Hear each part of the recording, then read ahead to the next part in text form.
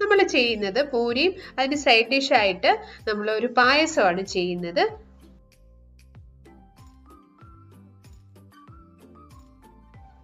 അപ്പോൾ ആദ്യം നമുക്ക് പായസം തയ്യാറാക്കാം.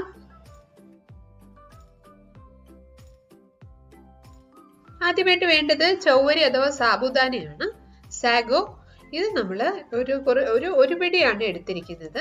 2 മണിക്കൂർ കുറച്ച് വെള്ളം ഒഴിച്ചിട്ട് ഒന്ന് സോക്ക് ചെയ്തെടുക്കാം.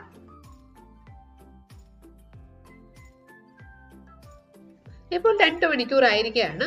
കുറച്ച് നന്നായിട്ടൊന്ന് കുതിർന്ന് വന്നിട്ടുണ്ട്. ഇനി നമുക്ക് ഇതൊന്ന് വേവിച്ചെടുക്കണം. നമ്മൾ കുറച്ച് വെള്ളം ഒഴിച്ചു വെച്ച് ആ വെള്ളത്തിൽ വേണമെങ്കിൽ കുറച്ചുകൂടെ വെള്ളം ഒഴിച്ചിട്ട് നമുക്ക് ഇത് നന്നായിട്ട് ഒന്ന് കുക്ക് ചെയ്തെടുക്കാം.